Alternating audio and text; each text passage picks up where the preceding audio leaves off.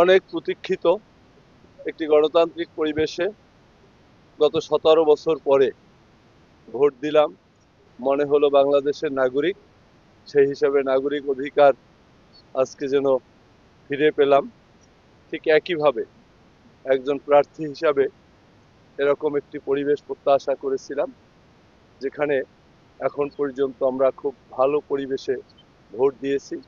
সারা বাংলাদেশে আপনারা দেখেছেন গতকালকে একটি রাতে কিছু অস্থিরতা ছিল।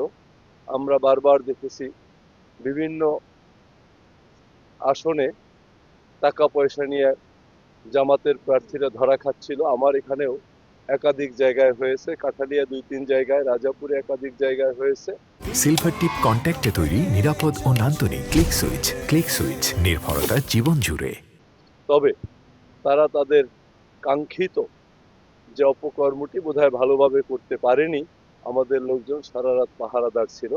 সেই হিসাবে বলবো 17 বছর পরে এদেশের মানুষ তাদের প্রত্যাশিত গণতন্ত্র আমাদের নেতা জনাব তারেক রহমানের নেতৃত্বে ফিরে পাবে।